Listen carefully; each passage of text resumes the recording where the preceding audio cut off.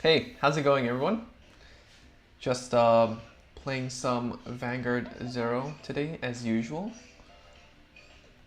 New ladder, so new rewards. Gonna do some grinding and see where we can go. The loading screen of the fights have gone up considerably. It's so fast right now. Smooth. Hey Philae, how's it going? Are you gonna go into this set? I'm not gonna go. I'm not gonna do a single roll for this set, unfortunately. I think if you're interested, Wolzard is doing a pack opening later today, so go check him out. Ek says, did not roll this set to save the packs for set 11. I am not rolling for set. I'm not rolling for this set nor set 11. I'm saving it for set 12. Revengers, Link Joker, all the good stuff. Seems really, really fun. And alright, let's put some Shadow Paladin. And for set 11 with Kairo and Aquaforce, the two clans that I'm primarily gonna play, which perform really well in the meta actually back then. Most of the key cards are triple rare, or there are only a few key cards that you want to add on to existing decks, like Dauntless Drive, for example. You want 4 copies of that for the end, but other than that, you don't really want the other, Blockade support, Sealed Dragon support, I mean. With Aquaforce, you might want the Break Ride, you might want the last card Revon, Transcore Dragon is the Break Ride, but other than that, maybe a few rares or double rares. You don't really want the Ride Chain yet, so I'm planning to save everything and then craft the cards that I need, and then call it a day, and then everything for Revengers, because Revengers are cool and edgy and meta as well. There's that. Set 11 has Genesis Part 2, so I'll have to roll. Oh, that's true. Yeah, Genesis Part 2 with Fortuna support is pretty good. They have something new with soul charging decks. A lot of the problems is that your soul charging triggers, right? So with the new Genesis support, they actually help you mitigate that problem by refunding the triggers that you soul charge. You put them back to the deck. So that's super solid. Philae says, hopefully lots of Sims roll so I don't have to keep playing Mirror Naru. Well, Narukami actually just got a nerf on JP with their starters, with Saishin and Linchu. So will that deter people from playing Eradicators? Probably not. They're still really good. But yeah, hopefully people are testing new stuff. I see a lot of Jewel Knights. I see a lot of, mainly Jewel Knights. Because it is the one competitive one out of the bunch, honestly. But yeah, it's refreshing. It's refreshing. Surzians, Jayswai, apologies for butchering that name, says, we'll wait for set 11 and set 12. Same here, man. Set 10, sim planned. It's not bad, but it doesn't have that longevity, It's not that good of an investment. This set only Jewel Knights is worth it, I guess. Yeah, I mean, if you like, Angel Feathers or whatever, I guess it's worth it because you will get reverse support later on. But the others, not that great, honestly, not that great. All right, let's see if we get a booster. There we go. All right, solid.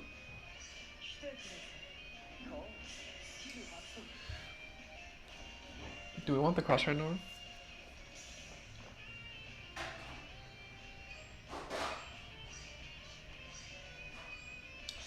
Jewel Knights might be the final nail in the coffin for MLB. Yeah, in JP it was, right? Like, with Jewel Knights, it basically took over MLB's spot. It has the crit pressure, it actually has more consistency, and hits better numbers too. But you can't never count MLB off. It's like, you don't have to wait for a Liver Break 4, right? Like that's the selling point for MLB.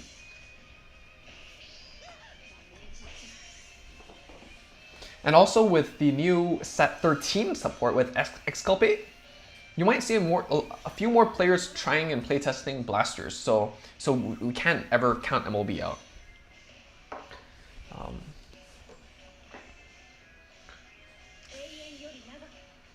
Anyone pulled the new set in the chat?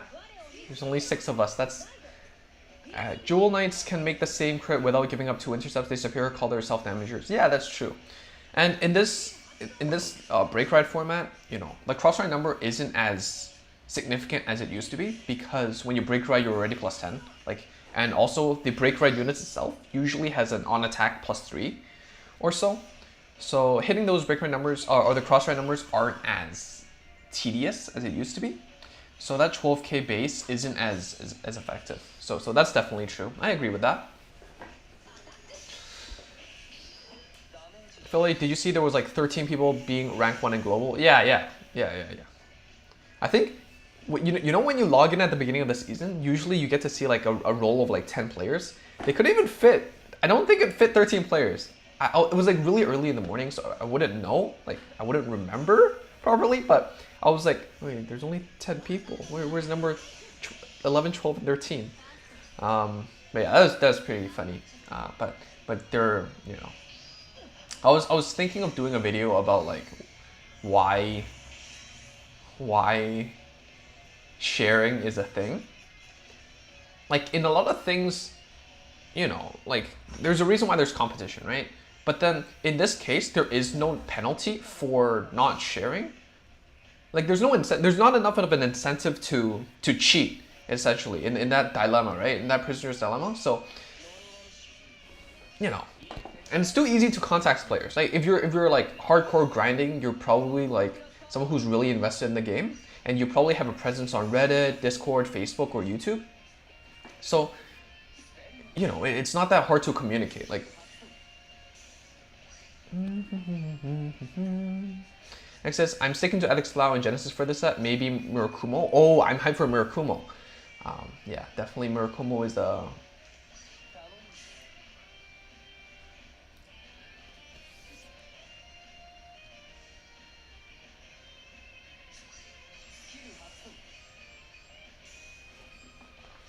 Let's go face.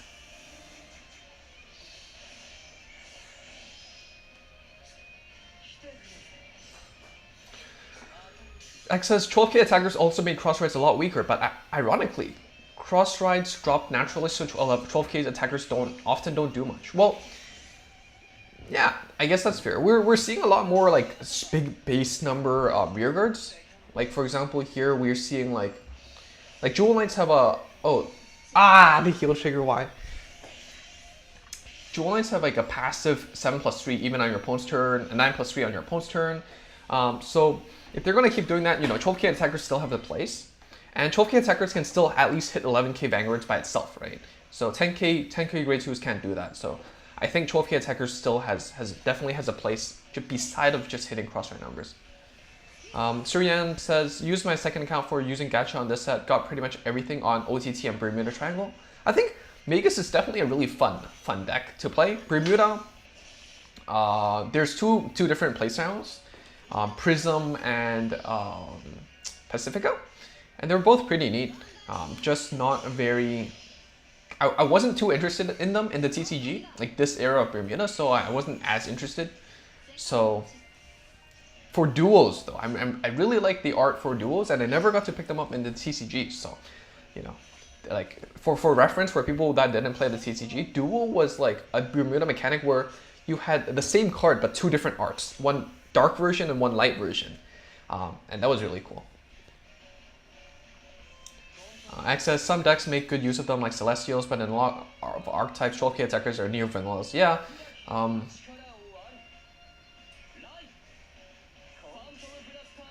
Alright, they didn't show a PG last turn, so we go bash face, hit numbers. With Vanguard first. Zile says, hello, can't wait to open my packs later today. Save 400 packs! What the? How'd you get 400? Bro. 400 packs?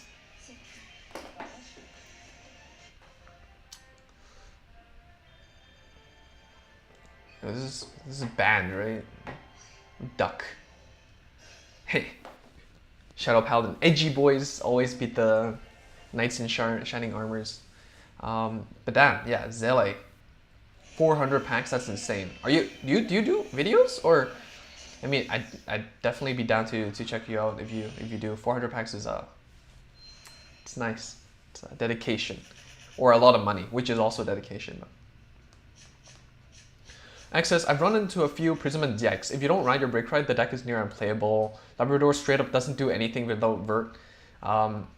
Yeah, I don't, like personally, honestly, I don't know enough about them. I'm just not even interested enough to check them out that well. But, you know, I guess they're just based on, like, you know, the results, right? They're not performing as much as people would want. Zaruhi. I'm so sorry. Fuck it. I don't know how to pronounce that name. Sorry, man. But how's it going? Surisan says, Julia, Tilde, and Ashley Sync just make the Jewel Knights shine brighter. Do you think this would continue after set 11 or set 12 come out? Set 11, okay, I'm not gonna make any, like, from the JP side, right? Like, just based on results, Jewel Knights performed well in this set, and then in set 11, like, they were near tier 1.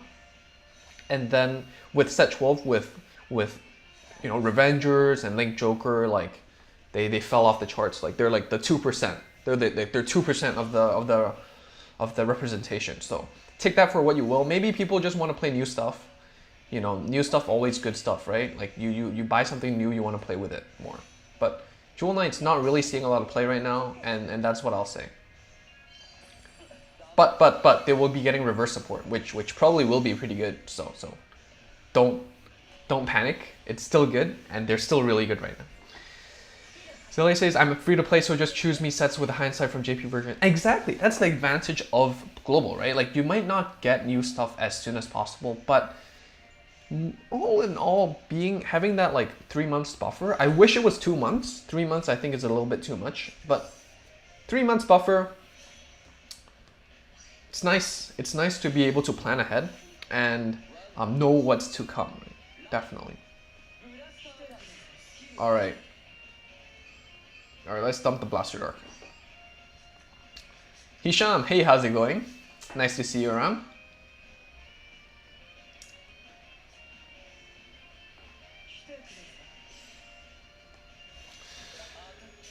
Labrador calls to 3 open rearguard circles to gain +10/+1 crit, and the TCG that was fine, but in 0 you need to attack intercepts. Yeah, definitely. Like, it's one of those problems which is like you're not translating it into 0 as firmly. So like, the solution is the Break Ride, which bounces 2 rearguards on attack, so you have open spaces to call, which also gives multi-attacks, but that's a one-time trick. If you miss the Break Ride, you can't even use the Limit Break. Yeah. Yeah, okay. I see. It's how about the promo, the Alk? You know the card I'm talking about? The one in the V coupon shop? Like, it has 2 different arts to that. That's super cool. The one that's supposed to help you spam Break Ride. I think that card's pretty interesting, but I didn't put enough thought into it as well. Probably need to do some more looking into. Hisham says, are you pulling for this set? No, I am not. I'm a free-to-play player. Packs are tight. I am going to be pulling for set 12. Maybe a little bit for set 11, but mostly splurging on set 12. Yeah. JK has a place in my heart because they are the only deck I got top 8 in regionals and ARG. Wow, okay, that's super cool. Well, first of all, congratulations. Nice. Topping is always amazing. It's a nice feeling. But damn, yeah. I mean, like, it's the meta and everything is important and all, but it's just a game, right? Just play what you want, right? Especially with Jewel Knights is definitely a really strong deck anyways. Like, just play whatever you want, man. It's good.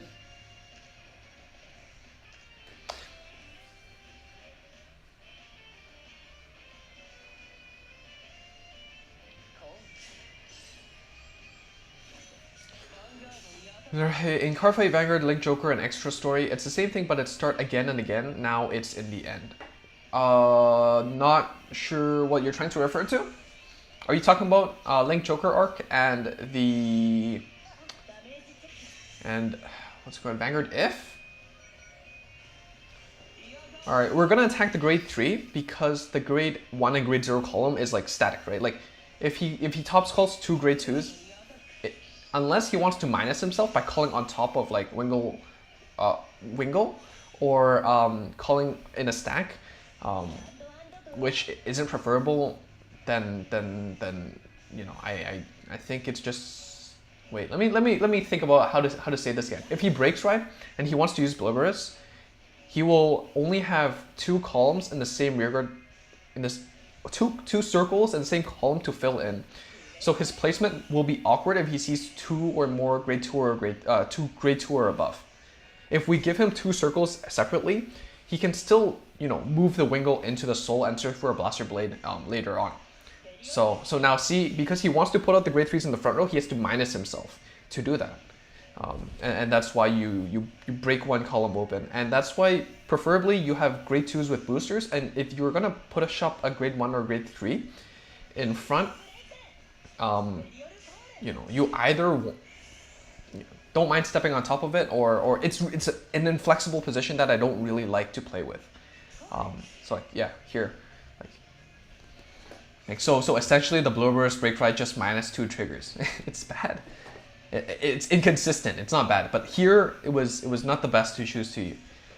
It was not the best outcome. Why not play the main though?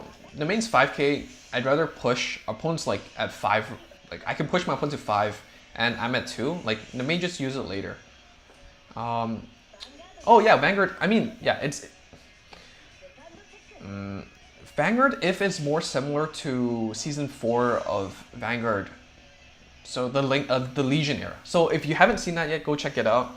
It's basically emo Aichi doing emo stuff and don't liking his friends. So it's basically the same thing. But I think Vanguard if is more like magical girly. So if you're into that kind of stuff, then you know. Kill the intercept, go 3 face. Opponent only has 2 cards, so at most 2 PGs. Pretty straightforward, right? Alright, let's drop the grade 3. We have a booster anyway, so the main can hit numbers.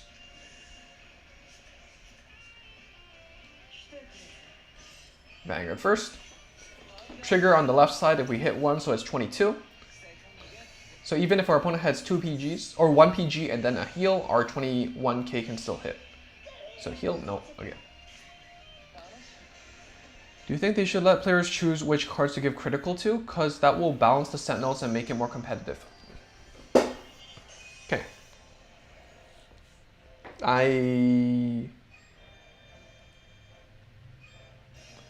I don't study game design, so I can't really comment on that. But from my personal standpoint, I think the core element of Vanguard 0 is simple, stupid. Keep it simple, right?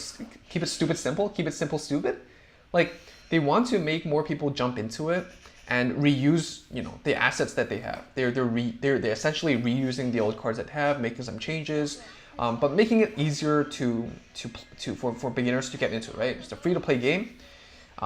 It's fast, and you don't really need to make a lot of decisions. And I think if that is the way they want to go, like make it a smooth gaming experience, that's why they have a lot of things that's automated, right? Like automated Soul Blast, automated Counter Blast.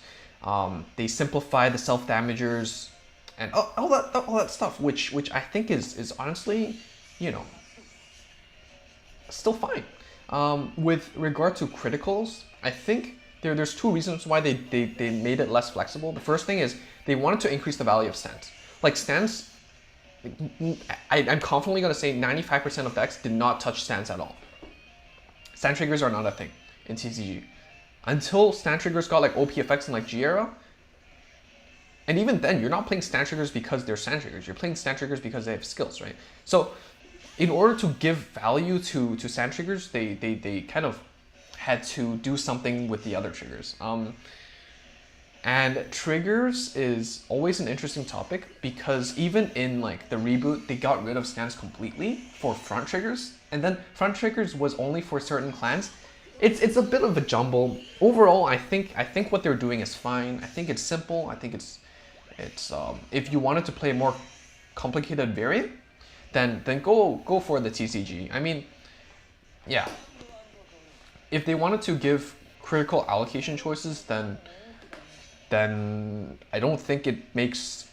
The problem is guarding, right? Like you can't choose to guard. So I understand why they made it so the RNG could only affect like a certain part of the game.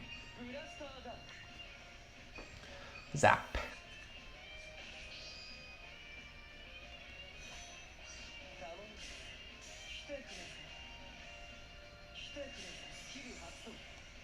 So here we're telling them we have a grade 3, but that's fine because we're gonna ride the grade 3 anyways. Anthony says we have waifu incoming. Waifu, where? Adley? Churgirl Adley? It's true, it is Cardfight, Vanguard, Link, Joker, and If Extra Story. Yeah. Andrew, hey, how's it going, Andrew? I'm doing good. I had 2 classes this morning. We're near the end of the semester, so it's a lot of assignments. A lot of presentations, and then finals right after. So, yeah, just a bit occupied, but still trying to find time to do videos or lives every other day. Trying to catch up with y'all and do some content, and obviously play some Vanguard 0. X says, with how you defend from 0 attacks in 0, crits being given to rearguards would be very OP. How many rearguards in this game can generate crits by itself? The Chariot? Is that it? Only the Chariots. On top of my head. Yeah. So, I'm sure they considered it, and it works with their design choice, right? Like, it's supposed to be a good starting place, you know, for people that want to start from 0. In the CCG, if your opponent crits after you guard, they can get the crit to a rearguard, so you can, yeah. Guarding is another factor of this. See the announcement in the channel of Vanguard and YouTube. Oh, Suisse, yes! We are getting the HoloLive event. Holy shit! Right? Amazing. Even if you don't give a shit about HoloLive, we all get free 10Ks, which is always good.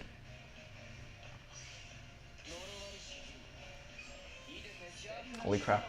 I'm actually so, like, I'm shocked. Like, I want it so bad, but I didn't expect it. And that's the best kind of surprise, right?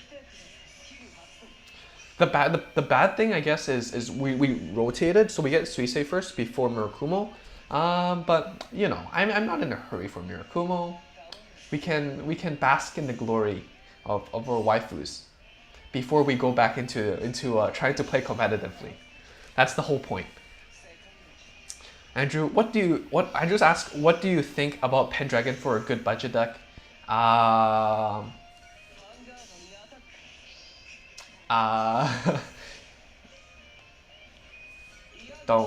Don't play Pendragon. It's gimmicky. It's not nice. Just play Jewel Knights or MLB or something else. Yeah, if you want to play for fun, definitely it's a fun budget deck. But competitively speaking, like there are budget decks that can do well, right? Pendragon is not one of them.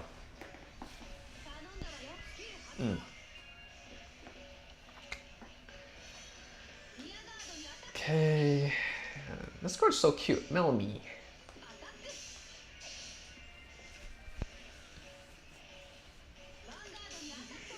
Anthony says they want to make the game fun before Link.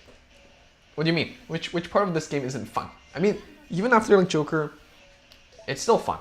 Like, I was just like, okay, honestly, when I saw Dust Tail Unicorn still have that frontal lock or like shit, I was like, holy shit. Or, like, no offense, Game Studio, but are you like, do you need help? Like, this isn't good. It's not good. They fixed it, so I have nothing to say.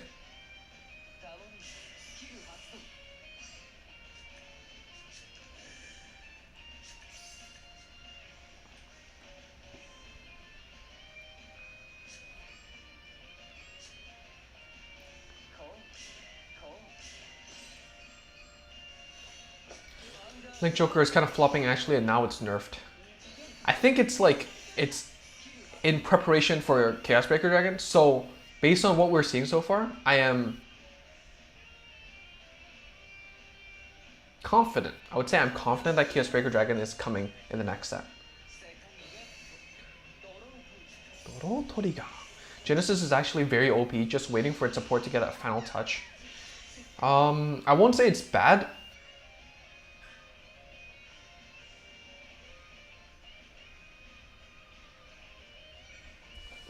I won't say it's bad, but it definitely didn't perform in the JP meta. Again, it doesn't necessarily have to reflect the global meta, right? It doesn't have to necessarily reflect the strength of a deck. It could just be, you know, favoritism. There could be a lot of confounding variables, but overall, you know, if imagine yourself, if you want to play competitively, if you want to like win, right? Like there's two factors of bringing which deck you want to bring, right? Or three factors. Which decks do you have? Like depending on your card pool, you have different options, and then it's what you're comfortable with, right? And then it's what deck is good. And most competitive players, you know, like they buy into the game, right? Whether that's Different Fight, even though he isn't really competitive, but he still spends money into the game, and then he chooses what decks he's comfortable with, and then you generally want to play good decks. And you know, the decks that have been prevailing are like Eradicators or Revengers, or like, you know, in this current meta, Jewel Knights, and these decks generally just do more things better or more consistently. Genesis is definitely not bad. I'm having a lot of fun with it, but just from my personal perspective, the playstyle is a lot more dependent on. It's even more dependent on luck based on what your soul charge right now. I mean, of course, with Fortuna, it's less of a problem, but overall, not too big of a fan with it. But I can see why it's a great favorite. I think with Minerva, with restanding Vanguards, it'll definitely perform a lot better, like later on. Okay, why did I do that? Don't activate. There's no reason to activate it, right? Okay, this gets plus 1 attacks. Okay, let's just get rid of.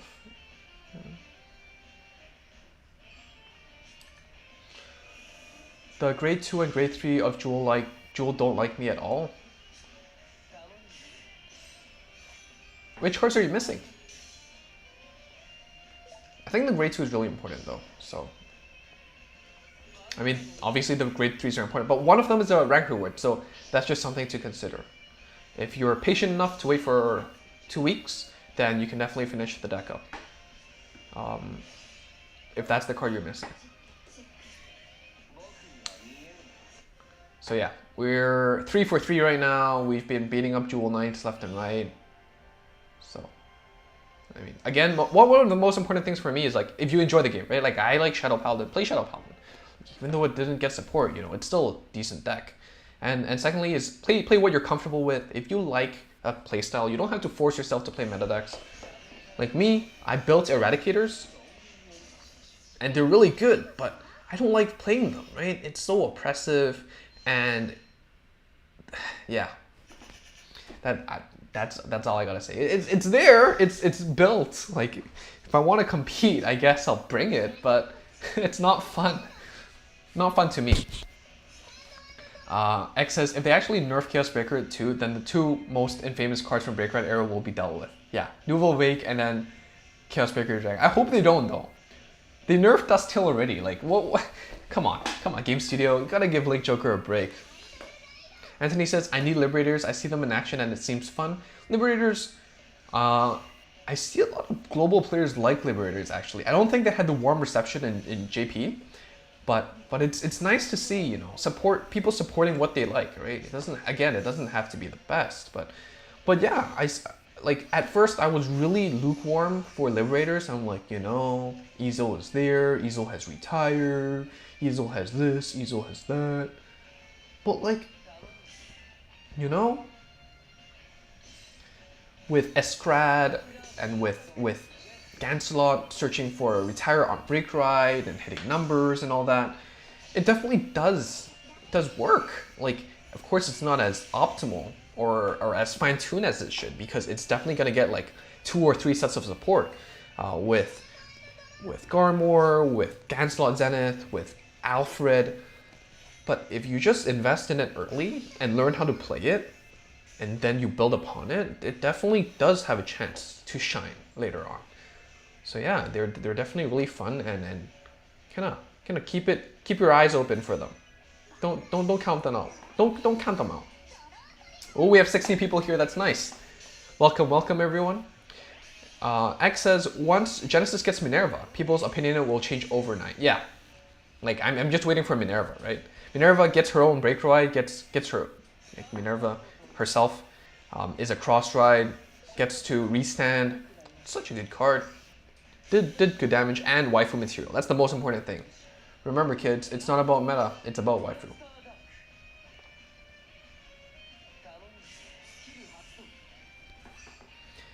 I like to go for decks that are tier 1 but can keep up. You like the challenge? That's nice.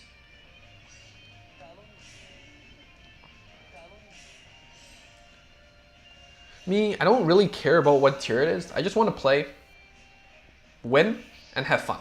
Like if it's a deck that's like, you know, good and can win, you know, good can win and have and lets me have fun, then you know, like I definitely play that deck.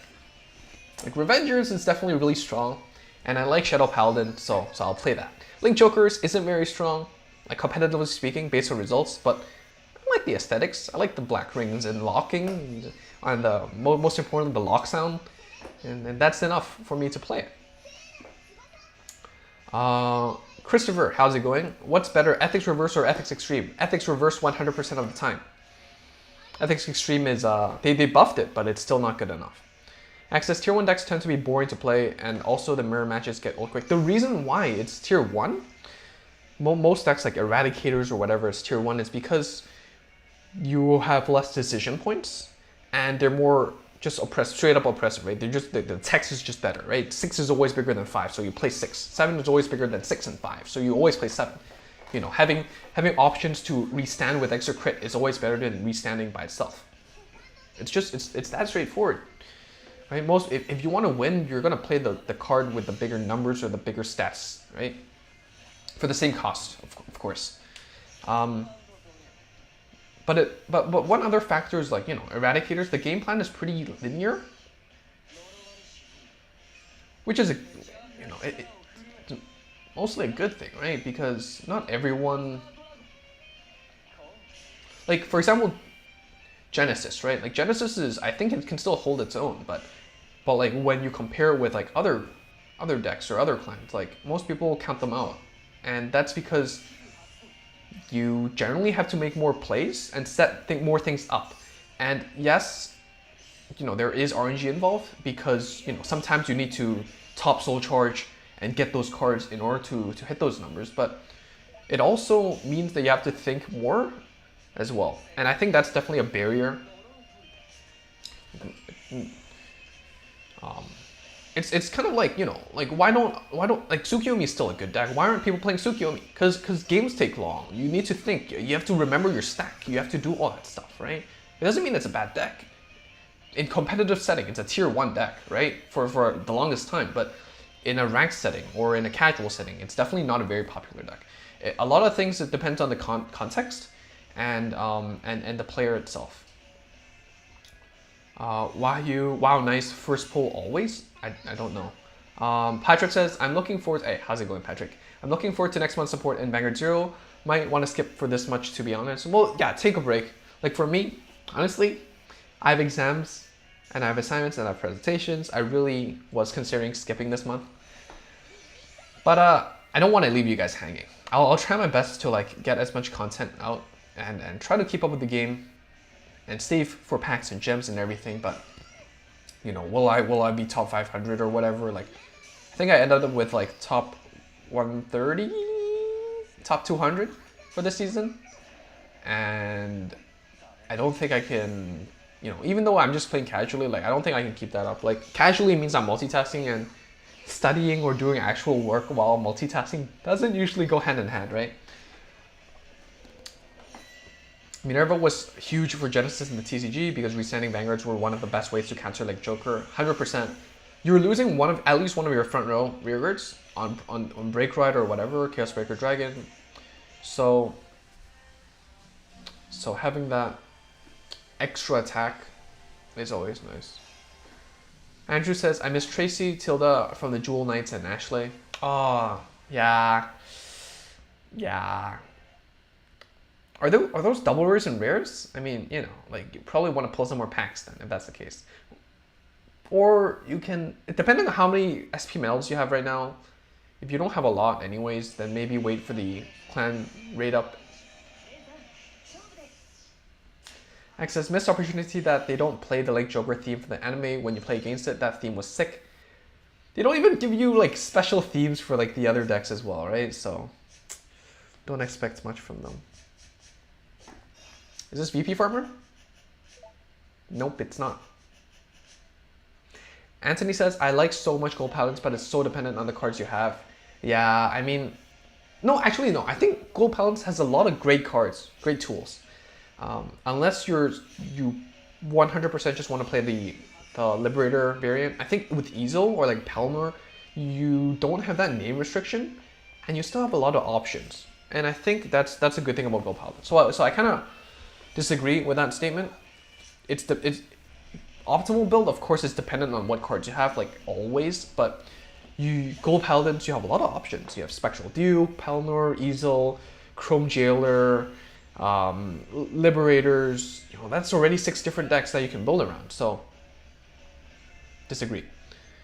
Hisham says, I want Ripples and Fortuna, but I also want Prism and Magus, can't choose. Well, if you want Prism and Magus, the answer is dual clan banners, right? I mean, it's at the end of the month, so you might have to wait a bit, but if Global gets them, that's the best source for them. OTT and Bermuda. Ripples and Fortuna, I think they're definitely pretty fun as well. Ripples, not that great. Fortuna, pretty good.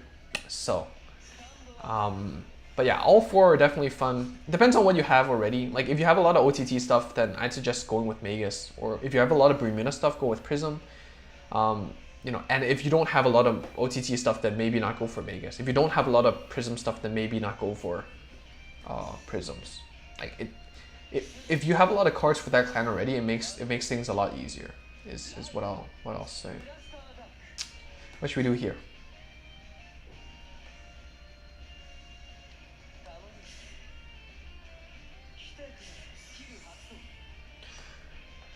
Andrew says, both are double rare and double rare Jewel Knights. Unfortunate. Alright, maybe playing that 8k behind the Vanguard would be nice to guarantee hitting numbers, but low on card count, so don't want to overinvest yet.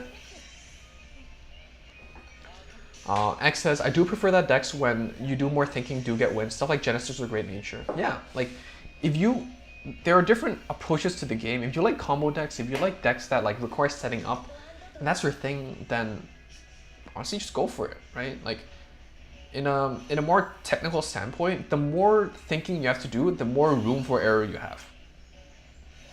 And that's from my perspective, that's the reason why they like Dark Irregulars or Pale Moon or Genesis don't receive as much love, because they're not straightforward. It's hard for people to get into, right? Like players that have experience can play all of the decks, but players that don't have as much experience will definitely lean towards decks that require less decision points. So there's that. Like I see a lot of posts like on Reddit or Facebook like, wait, is the timer moving faster now? Like I can't finish my Spike Brother play. Spike Brother sucks. And I'm like, Spike Brothers isn't bad, yo. Like I climbed like I don't know how many, like 3 legend ranks in a row, like consecutively, just playing spikes blindly, because like as long as you're comfortable with the skills, again, any deck, if you're comfortable with it, it's smooth sailing, right? Like even if it's a worse deck, like slightly worse deck, like I've been playing Shadow Paladin against a lot of Jewel Knights or Neo decks, right? Like would you say that Jewel Knights is better than Shadow Paladin right now? 100%. But by how much, and how much can skill compensate for that, or comfortability compensate for that? I think being comfortable with your deck definitely can compensate for quite a bit, a lot more than you'd expect.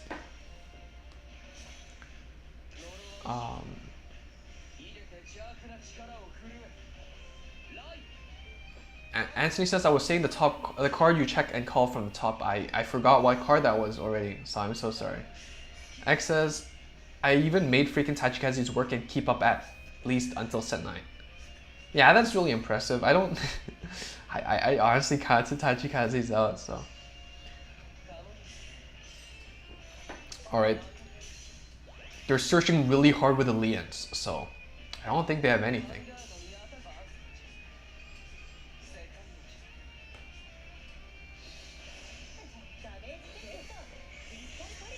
Crit on Ganslot. Nani?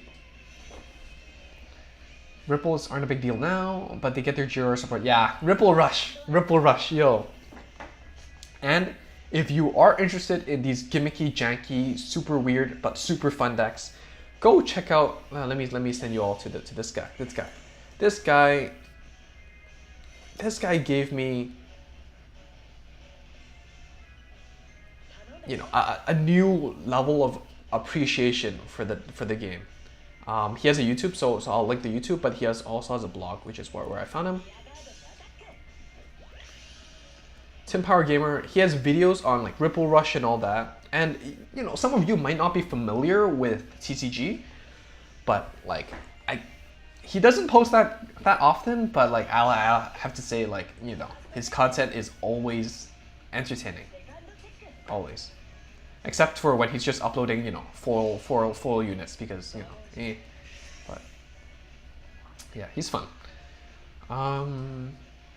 Hisham says you can't wait for GR support. Yeah, Ripples was definitely the first true grade stall deck specifically designed to grade stall. Yeah. Would Narukami run the grade 3 searcher now with nerf to Linshu? I would still say no. Like going straight into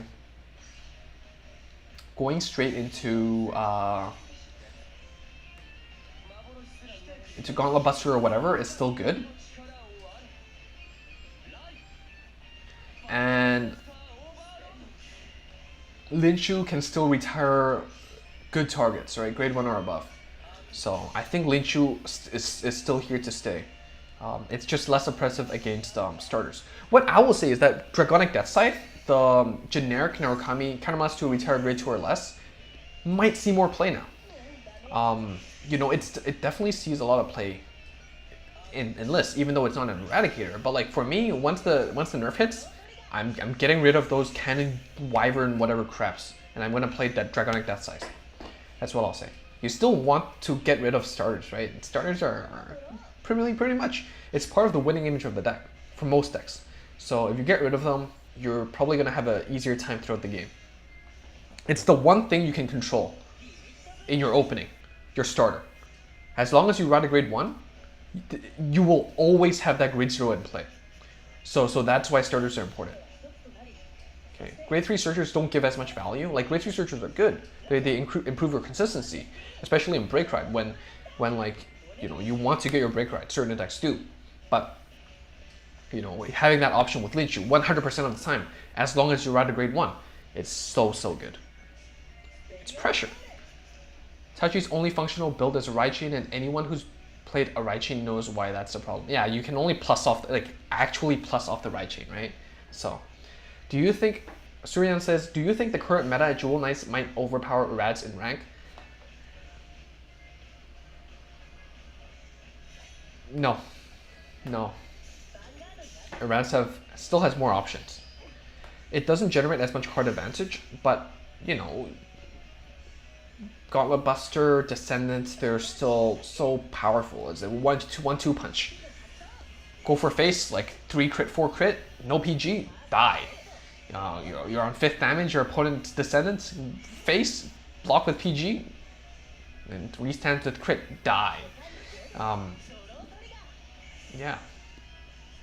You have a lot of pressure with Linshu, you have a lot of pressure with Death Scythe, you have a lot of flipping options, you have a lot of intercept, Desert Gunner, intercept ceiling. It's Eradicators. Offensively is still the preferred deck, in my opinion. Seto, how's it going? Seto, I really appreciate the gacha management video you made. It was very informative. Thank you very much. I hope you enjoyed it. I hope everyone finds use in the content. And if everyone's free-to-play experience just went up, like, it's hard to be free-to-play, but I definitely think it's doable.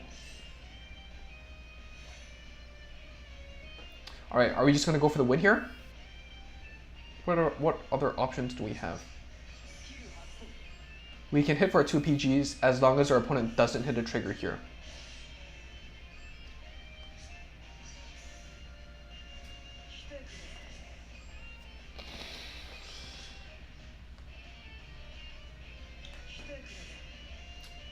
Oh yeah, let's go.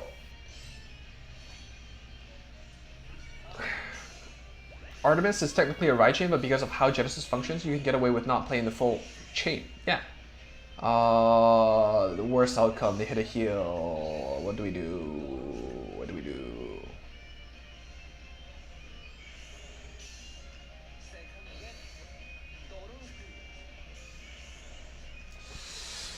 Oh, our first loss today. MLB. My arch nemesis. Our ads can snipe back row with Linshu and mess up the big jewel combo in the early game, yeah. Seto says it really is a struggle being free to play, and I definitely agree. Actually saved up just for the end break right next month. Dauntless Drive is really solid. You're gonna keep it for a long while, so definitely good investment. Then probably just save for Bluish Flames. Bluish Flames is really cool. I actually I didn't play that deck, but Bluish Flames has a lot of great options too, and I like what they did with Gold Paladin with Bluish Flames. It's a very distinct shift in the aesthetics, and I like what the synergy they have and the options that they do. They have a lot of different grade 3 options, right? All right, that's it. Do we have heal? We have 1 heal left. Not enough. We got MLB'd. All right.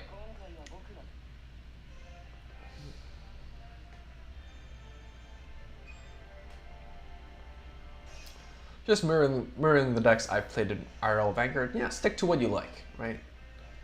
All right, what do we want to play? All right, I kind of want to rank up, and then we can play some Mimi stuff. So.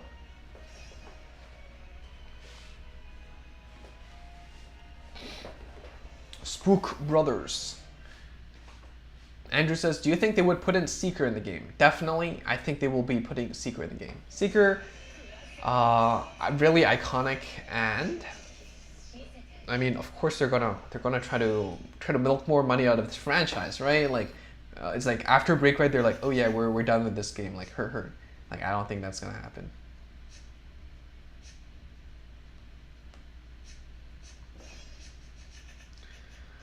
Seto says, though I'm pretty concerned with the Perdition Dragons. Seems pretty strong in Zero. Trinity Crimson Flame and all. Trinity Crimson Flame. I'm more hyped for the Great. Dragonic Overlord the Great. I mean, you know, Kagero. What does Kagero stand for? Dragonic Overlord the Clan, right? Like, I never knew Kagero had a separate identity. Perdition Flame? What do you mean? You mean Dragonic Overlord? Never heard of Perdition Flame before. Huh?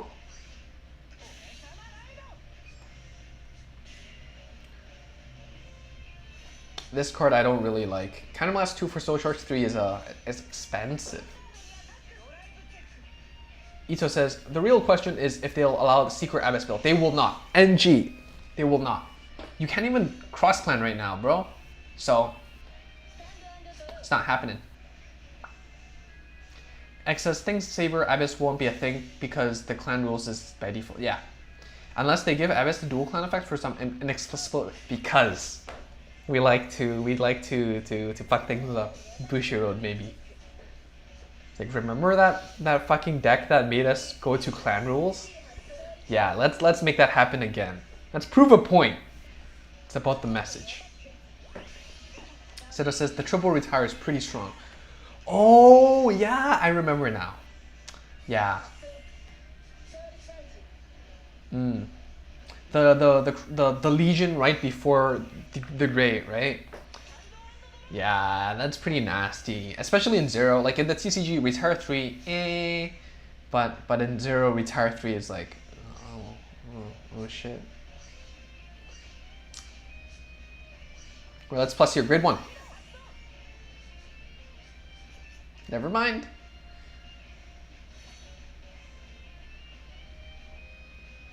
Alright, since we don't have the break right, we're going to keep the brackies here for our limit break turn.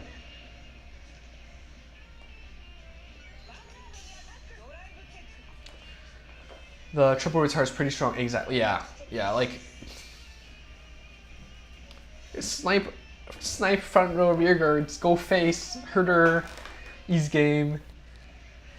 XS technically clan rules was created to save space in card text because they no longer have to put stuff like Lord or if your Vanguard is the same clan on cards. Did the Legion cards have that though? Oh, Phantom, Blaster, Dragon, Abyss.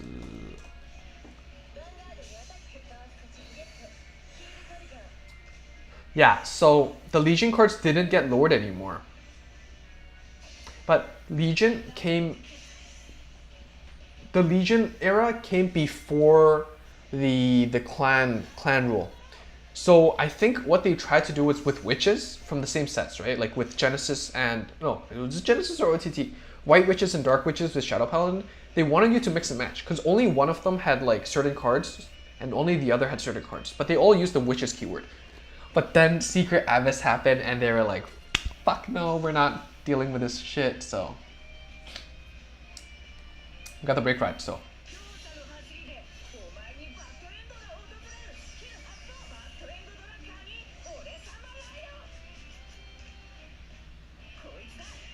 Oh, why did I don't have a booster, fam. Why did I do that? And this is why you pay attention, kids. Don't multicast. Don't daydream and play Vanguard 0. Oh, stand triggers. Fancy. Alright. They had to change the ruling to Royal Paladins can play Blaster Dark. Yeah. They established clan rules at the same time the Seeker and Brawler trial decks came out. Really? Cause in... Wait, no way. Am I misremembering things? Is it because... Did you play the JP meta or the English meta? Because if they established the clan rules at the beginning, then there is no reason why Thing Abyss was a thing. Like, it's impossible for it to top, right? So...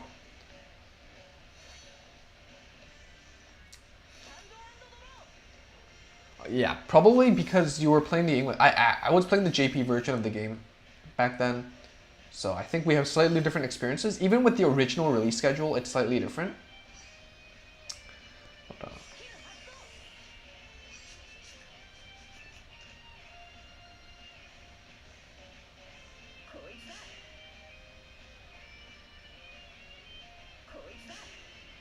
Kinda scared. Search PG. Dragonoot is going to be meta for sure, randomly dealing 1 damage while nullifying all trigger effects. Oh, yeah, I think one of the funnest part of this game, like Zero, even if you're not a new player, like even if you play the TCG and all, and like, yes, the cards are the same, you know, some people don't like it because it's simplified, but the game is slightly different. And because there's room for that difference, it means that certain cards can have a chance that it didn't have in the TCG.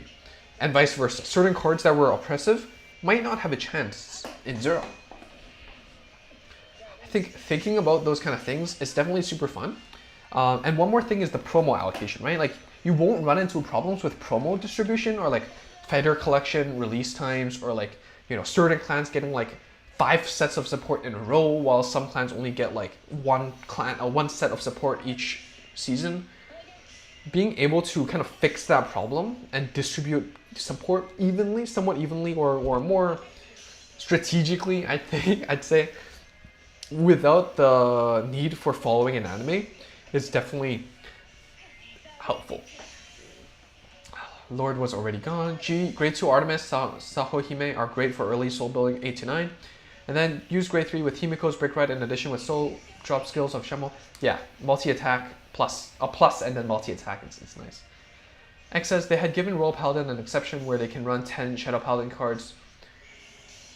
Yeah, I don't remember that much about it, but I think that was a thing. And then eventually they just shifted to you can only play Blaster Dart.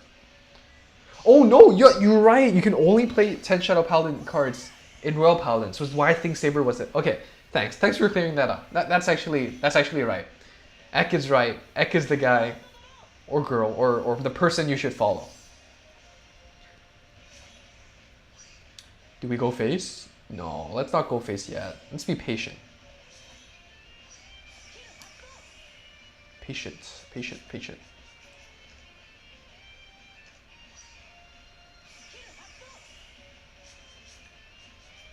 Those 10k are annoying. Those 10ks are annoying.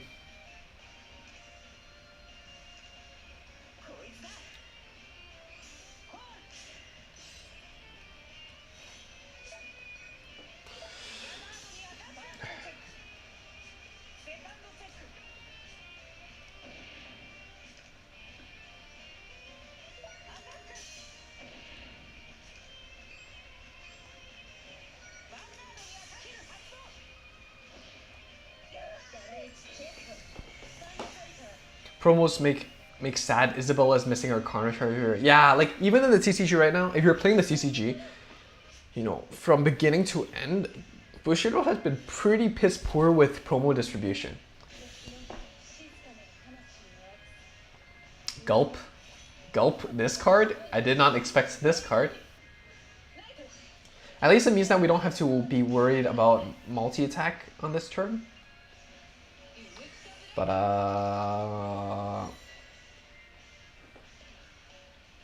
sweats. All right, hit a trigger here. Okay, don't hit 2 triggers here. Oh, come on, come on, come on, come on. All right, hit a heal here. We have 2. We have 15 cards. We can do it, right? We can do it.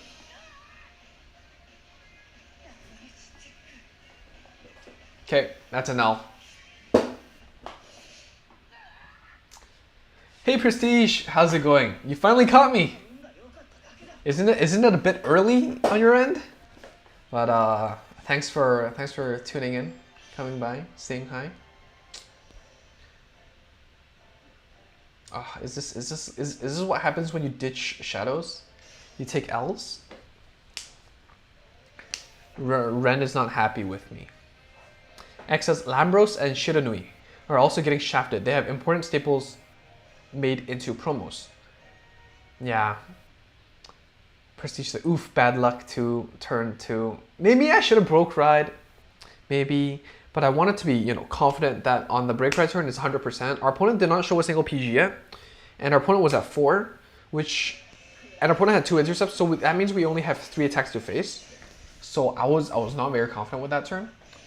And I did not expect them to have the front row retire. So that was not the best play, I guess. Maybe I could have considered it better. Honoris games, Genesis too strong. So surprise, surprise, stand Genesis, dude. Holy. I'm a disappointment. I failed. Whoop, it's Magus. Whoop. Oh, look at that foil starter. You can get this foil if you exchange the promo version of Magus, the starter, and then after you unlock the first copy or the playset, then you will get to unlock and exchange for the SP version. So if you didn't know that yet, then there you go. You don't have to buy the trial deck for Lozenji Magus. You can do that for it. Yes, it is, but one of the few days I actually woke up early. Well, nice. Coincidence? We have Wild Hitter. Always can put it behind the Vanguard. You don't need to do it yet. Swing. Oh, the heal trigger, you know, could have came like 1 trigger check earlier. But All right, trading heal for heal. That's actually good for me because I'm less reliant on the heal than they would need to be. X says, no matter the archetype, OTT's win condition is still Silent Tom. Do you actually play, how many Silent Toms do you play in Vegas? Do you still play 2?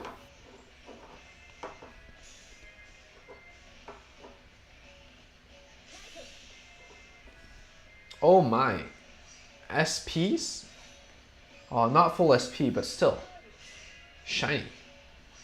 Put this on top, Briolet Magus, draw a card, and then Stellar Magus, guarantee check that card because you know you literally just put it on top. You get to +1. Count last one to draw 1. Draw it back. So Magus early game is actually pretty good. And then late game you're getting the crits and stuff, so that's also nice. Hisham says, yeah, 2, I think. Yeah, so back to the topic of promos, you know, like, Zero, the good thing is that you don't have to physically distribute these cards. So the promos you can definitely just, you know, integrate it into booster sets or gift it or make it a reward like coupons or ranked reward or whatever. And it's going to be accessible as long as you have the game downloaded. Like if you can't download the game, then it probably isn't your priority. Like it's not the thing you're worried about, right? So.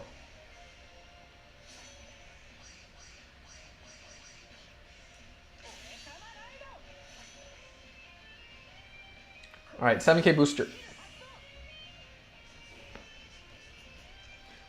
I misplayed. I should have rode Devil Summoner. Put the Wild Hitter behind the Vanguard so it hits 14. Call the 9K either here or here and hit 9. But I'm an idiot.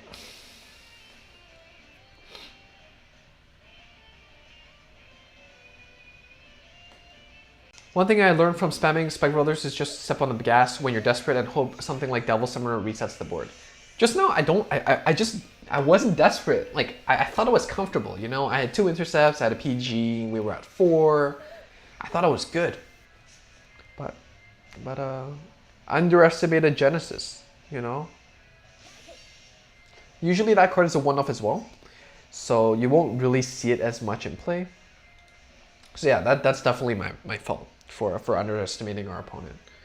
Honorary says, I've been casually grinding with Genesis. I've run 4 Iwanagihime. Makes it super brain dead. I either get the kill turn or deck out. Yeah, like, that card is, you probably use it once at most. Each game, right? The Soul Blast X. So like, personally, play it at most as 2 of, because you probably won't have more than 12 soul in a game. And even if you do, you're probably using some of that soul for the break ride to draw cards or do other stuff, right? So Srinan says, one other thing to consider with OTTs, you should somewhat remember your stack well and basically not deck out. With Magus, you don't really have to do that. Like at most it's 2 cards on top, right? So I think that mitigates the more technical aspect of OTT in that regard. It says Iwanagihime looks good, but it makes the deck clunkier. Yeah, you're not going to proc it more than once. And it's not a Vanguard rearguard skill. It's a Vanguard only skill. And how long do you want to keep that on your Vanguard circle? I don't know. Like, you have better cards later on as well, like Fortuna, so.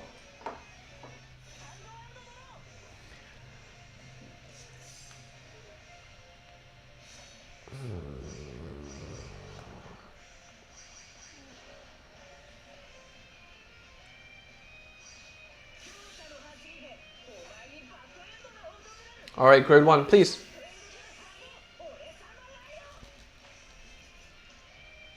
What the fuck?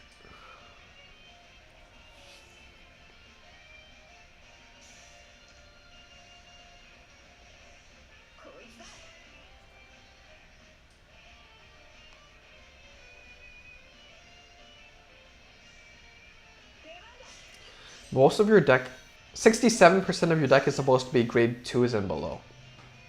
So, not very content with my Devil Summoner 0 out of 3, but I guess it happens.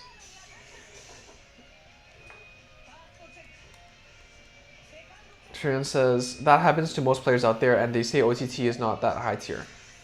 OTT is, like, look, if you think OTT is bad, just remember, OTT always sneaks up to top 8 in tournaments, right? In championships. Whether that's like the set that, you know, Tsukuyomi got released, or it's summer championship, autumn championship, OTT is always there. Why? Because they're great. They're simple, or, you know, they're technical, but they deliver.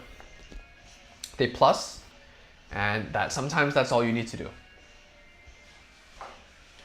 Honor Scheme says, maybe it's just because my connection dips out, but the game loves to time me out with spikes, and Honor less Bermuda beat me because I couldn't do my 4th and 5th attack. You gotta, okay, from this, like, a lot of the animations got faster, I noticed, like trigger effects, it sped up.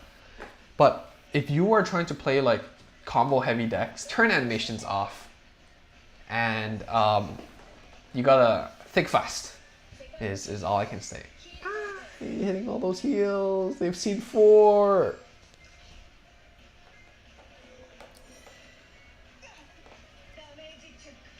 We're not doing good. We're not doing good. One of the problems with bad end is you can't backpedal, right? With Deadly Emperor, you can backpedal and like build up a more defensive board. Bad End Dagger doesn't let you do that. It doesn't give you that option at all.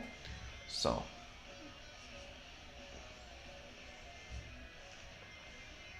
So now I know they don't have a trigger unit on top, which helps. So yeah, I wouldn't suggest using this. It gives your opponent more information on their turn, right? Especially when it's the last attack and you don't need to hit the numbers, so.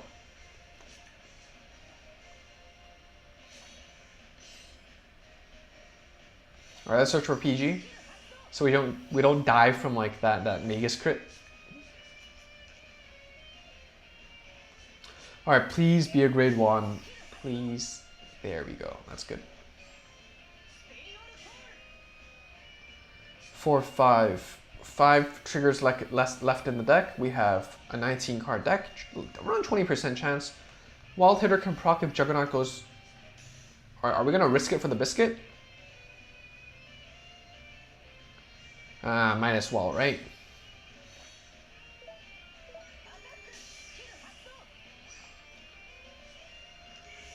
Prestige says we'll be deep into the series when all the other OTT variants get supported, and Tsukuyomi will still be the premier OTT variant. Definitely, Tsukuyomi is simple, it's solid, it does exactly what you want it to do. And come on, trigger, please, come on, give me one.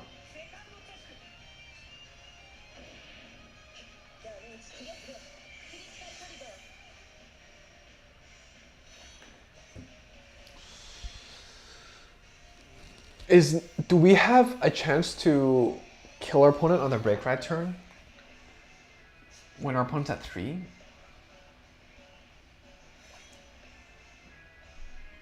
Honor says, but my hype, I gotta see my Emperor hit the board in full majesty. Well, you gotta accept that there are trade-offs, man.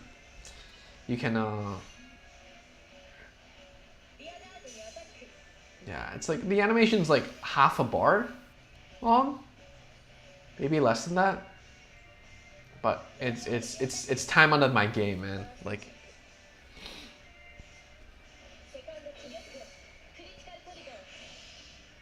ooh, those SPs, SSPs, so special. My opinion, yes, but you need to high roll a Mason. But our opponent doesn't have an intercept. It's so tempting. All right, again, don't do that, please. Don't give your opponent information. There's no reason to. Now I know it's not a trigger. Now I know that my second attack can hit on 16k. You know, maybe it doesn't make a big difference, but it is my kill turn. Maybe I care about that.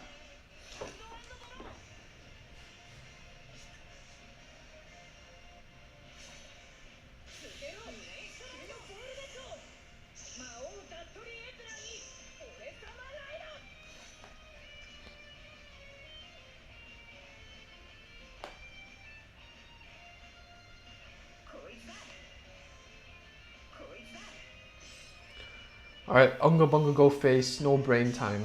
X says you can just hit face twice with rearguards and attack face 3 times. I mean, what else am I supposed to do, man? What else am I supposed to do? You know, attack with Vanguard first. You know, BM. No, we can't afford that. We're here to win.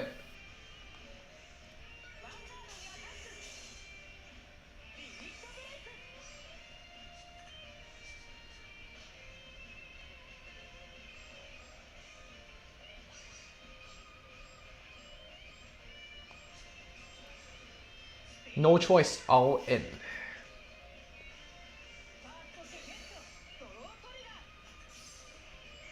The trigger speed's a bit faster. Spikes can 3 to 6 pretty easily. You can do a 6 attack turn with Diver. No, don't invoke. There's no reason to. Yeah, but if your opponent has intercepts, it's not consistent, right? Alright, this is it. This is the last one. Can we do it? Oh! The comebacks! I'll put a hit 4 heals. It's okay. We spook them. Spook brothers them. Alright, alright. Not if the opponent has intercepts. Yeah, not if your opponent has intercepts. Diver is good, but I prefer... Yeah. I think Diver is definitely still a good option. So there's something. Alright, should we play some boring stuff? This is a different version of Eradicators that I've been trying. The only thing that I changed was I dropped the Desert Gunner grade 2 and 1 cannon for 2 near-ties for the draw power. Because, you know, if you have been playing this deck, you know, sometimes you notice that you just don't have the cards that you want. At the same time, it means you're losing out on the aggression, but it means that having that extra card does give you more consistency in finishing off the game later on. It's like, what do you value, right? Do you value options or just like aggression? More options in hand, in plays, or options in aggression? And generally the front row, I can zap them out anyways, so. Alright, trying to win, so we brain dead boys now. Let's try to see the Vowing Sword. Still no Vowing Sword. Itos, how's it going, Itos? Says, spikes can check for 5 PG at 3 if your opponent only has 1 intercept. How? 5 PGs? Okay, I'm confused. Typo?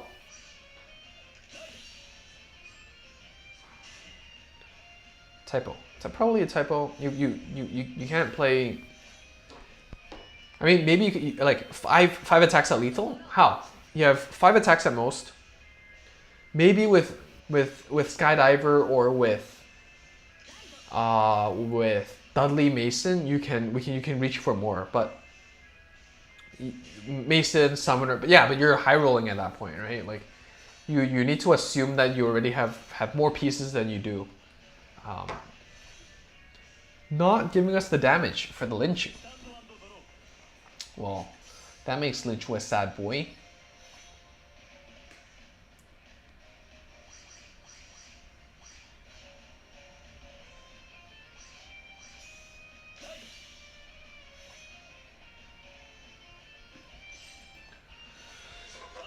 Too inconsistent. Mason also needs to hit. Yeah.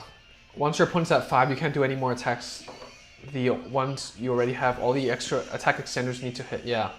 So that's why I don't prefer Skydiver or Mason. Not because they're not bad, but like not because they're bad, but like it just doesn't fit my style. Like I just want to break ride and win. I don't want to think about it. I don't want more variables in play on my kill turn. I want straightforward win game. Next game, please. Like if you're playing like hoping for a Mason turn or like a Skydiver turn to extend your combo like late game, you also need to keep in mind like the cards in your hand that you want to put into your soul. You also need to consider the cards left in your deck for you to call out. A lot more things to consider. All right, let's get Battling Sword here.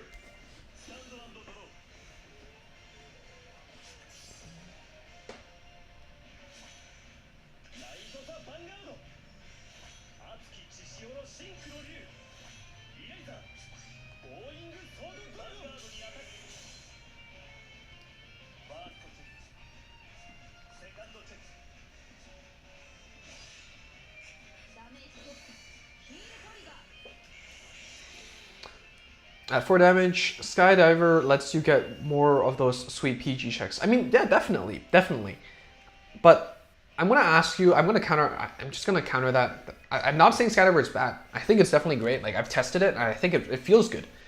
But you're gonna, like, what is your grade 3 lineup? I'm gonna ask you, what's your grade 3 lineup? You're gonna play 4 Jelly Beans as heal. You're gonna play 4 Paladin, maybe 3. You're gonna play 4 Deadly Emperors, right? At least 4 Deadly Emperors. So at least 11 to 12 your grade 3 is already concrete. Like, if you're gonna shift away from that, then it's really inconsistent. What does that leave you? It means you have 1 or 2 slots for Skydiver or Juggernaut Maximum. How often are you gonna pull that off with 1 or 2 copies of a card? How often? Not very often. It will come in play, but there's just so many conditions for it to be contextually or conditionally good, or very, very good. I'm not saying Juggernaut Maximum is still like as great as it used to be. It's definitely not a key piece as it used to be in like Deadly Emperor, but it still can be a 16k attacker by itself, and it still is a trigger that goes back to the deck, and I value that.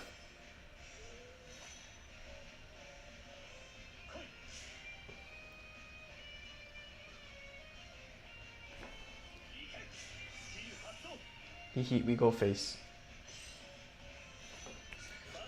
X says you're only taking out 2 PGs in that scenario. You'll also be taking out 2 PGs if attacking normally with Emperor. Skydiver pushes to 5, then call something else. But since the Vanguard already attacked, and you only have 2 attacks left.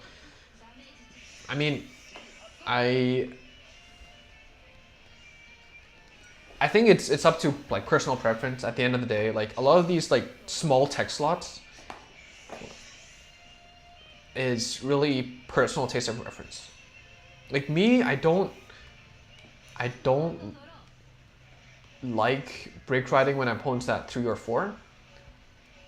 So the Skydiver plays are less common for me. And so that's why I play Juggernaut. Like that's all I'll have to say.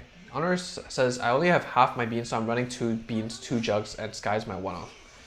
Yeah, like with Skydiver as a one-off, like I think if you record your games, right? Like if you play like if you play like obviously like you're gonna have some degree of bias, because that moment when Skydiver play works, it's like one of those like highlight reel moments, right? Like it's gonna be one thing that's gonna be in your head for a very, very long time. But if you go through your games, like play like 5 games, 10 games, 100 games, how often will that one copy of Skydiver like land, or be like the crown jewel of Spike Brothers, right? But I'm not saying that like, you know, in those circumstances, like in all circumstances, it's bad. Skydiver is still a really solid card. I'm just saying it's playstyle dependent. Like, when do you want to break ride? And also, how often will it come up given the grade 3 lineup? Like, if you consider these things and my personal playstyle, that's why I don't play Skydiver.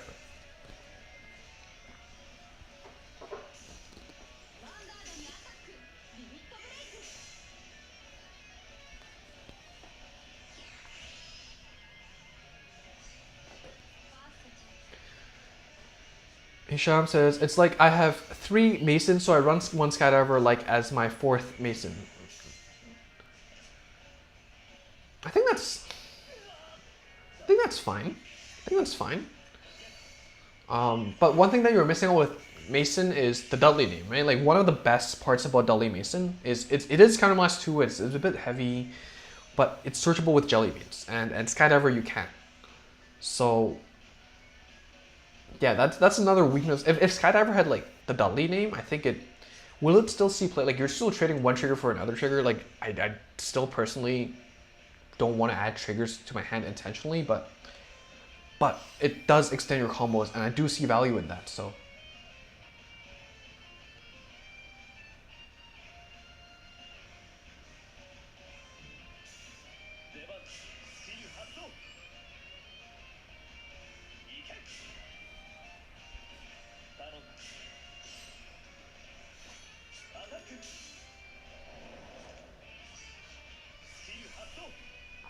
I think that's a misplay. Should have attacked into the 9+3, but Didn't think about calling out the 7k beforehand, so miss. It's a misplay.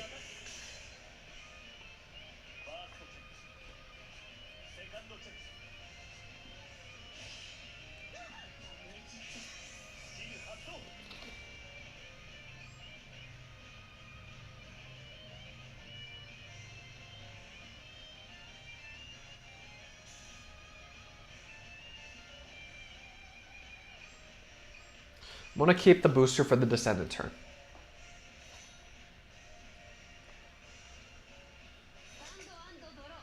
Ooh, by the way, everyone, we hit 500 subscribers. I just noticed that. That's super neat. Yeah, thank you everyone for supporting me for so long. I think it's been almost half a year since I started uploading videos, and it's been a long road. Like, it's been a long road. Vanguard 0, the game has changed a lot. We were in our 3rd era, and yeah, thank you all so much for sticking around and coming around and hanging out with us. It's definitely super fun whenever we do any videos, and we get some insights and comments and hear your thoughts and opinions and all that. And these discussions are definitely like the highlight of the game. Like, the game can get dull sometimes, and having a community is definitely a great aspect of it. Thank you all. Yeah. All right, let's go back to the comments. X says, if you swing out intercepts and your opponent's at 3, you can hit with Diver. Push to 5 again, PG check. I'm not saying he's not situational, but can make the early break right turns. Yeah. I think if you habitually, if you like those early break right turns, like just go for broke, then he's definitely solid. How many PGs did they show?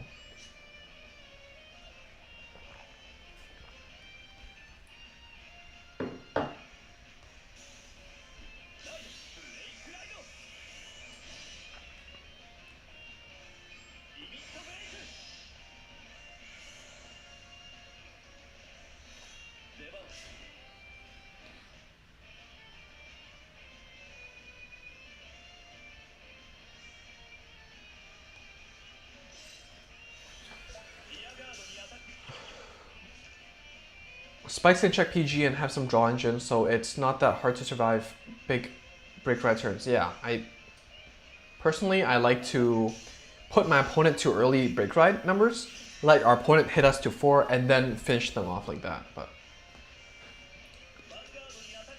here we didn't use a second Gauntlet skill because I still want to save Counterblast for generating crit pressure next turn, or some options with Descendant if we can. Okay. Yeah, thanks everyone. Bro, that guy's healing like no tomorrow. It's okay. We're playing the deck with crit pressure, with on-demand crit pressure and retire. It's good. You don't need to keep the opponent at 3 with spikes. Spikes does better pushing damage quick. Yeah. And you have a lot of options to tutor out boosters and intercepts as well, like Jelly Bean or Mason or Devil Summoner. So like some clans don't do early game pressure as well as Spikes. Like, I think Spikes definitely has that option much more flexibly and comfortably than the other clans. Like, Liberator is also a deck that can do early game pressure well with Escrat, but other than that, you don't have a lot of options, do you? So, all right, Cybil to Prismy, square one, draw 1.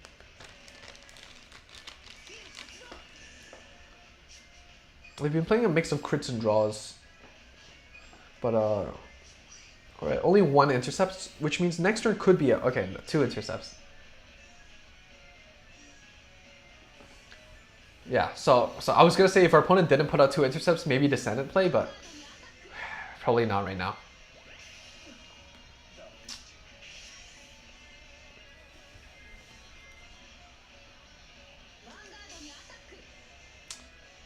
They think we don't have a PG? Reasonable.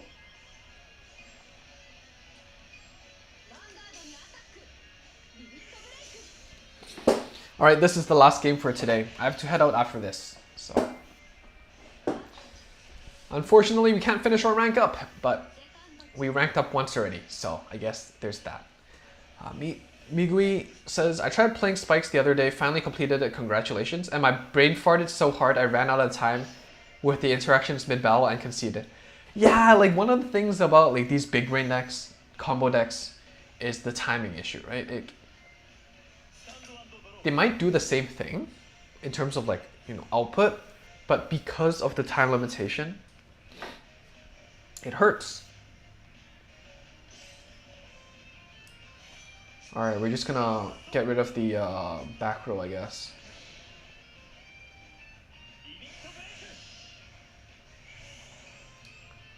Just gotta hope they don't have a PG, because other than that, there's nothing we can do. Should have saved the Desert Gunners, but yeah, again, I'm not very comfortable with them yet, so.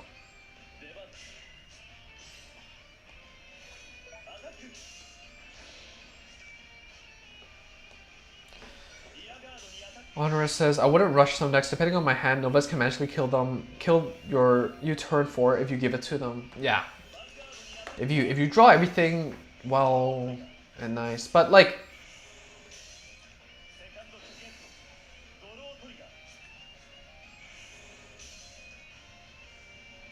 Yeah, PG. Okay.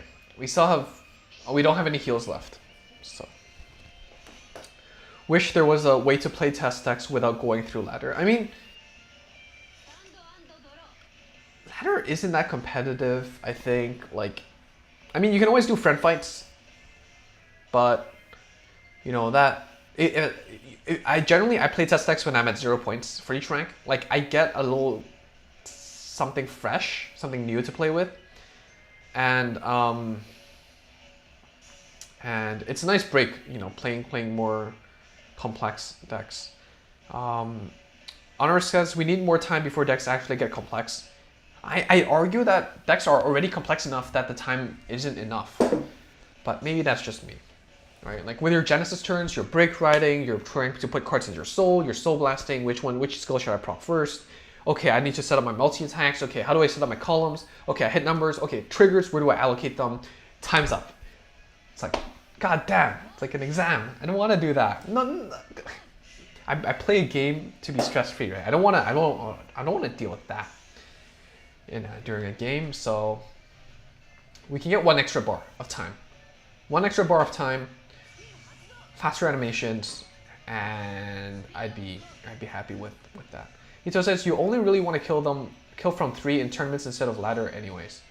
Kill from 3 with, not really. Depends on the deck. Depends on the deck.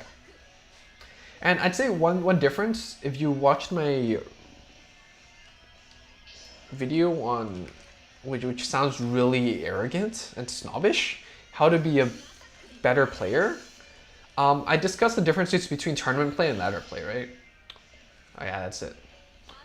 And the main difference is information asymmetry. Information asymmetry. So in ladder, you don't know what cards your opponent's playing. So it's harder to play around them necessarily because they have some interesting text. But with ladder, with tournament play, generally speaking, you will have your opponent's list and your opponent will have your list. What that means is you will know what cards your opponent has, and you can arguably play around them. To what extent? Like, you know, I think there's obviously also an influence of like that perception of like, okay, I know my opponent has this, and this. Like, you might fear it more, right? Like you might not want to give them to 3 because you might be more afraid of that turn. But what can I say? I'll say like there's a slight difference. I agree, but it really depends on not just about like the type of play, but also the clan, your own play style, and the pieces that you have. I think if you're not playing ladder like tournament, you're not practicing. It's different though. It's different.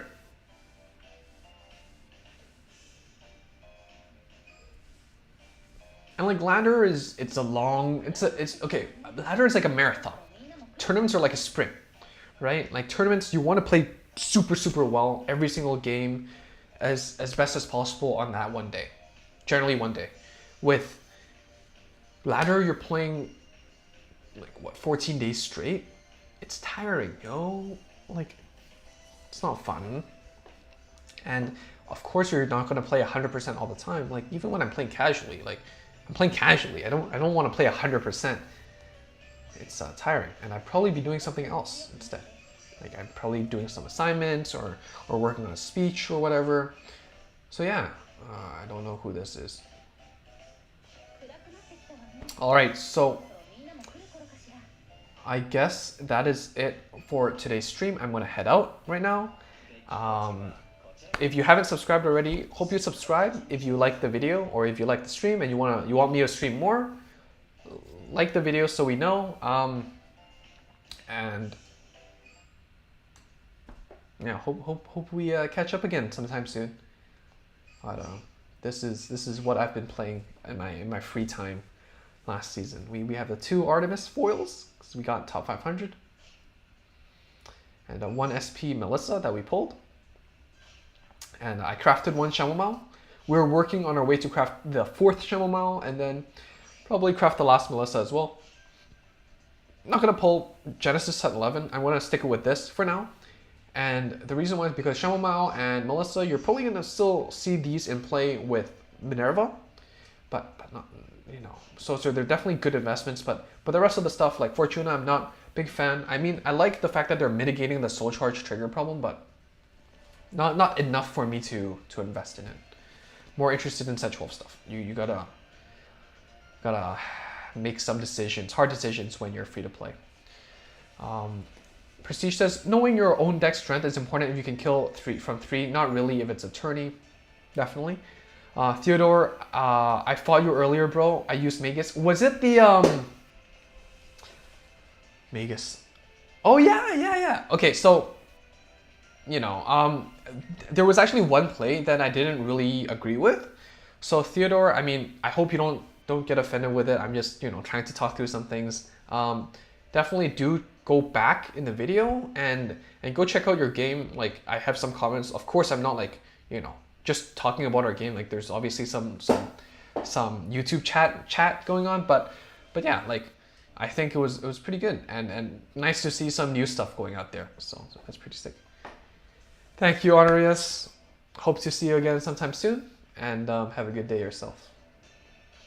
So I guess that's it, and I will see you all next time. I'll try to stay in chat, but as long as YouTube allows me to. But I'll have to head out.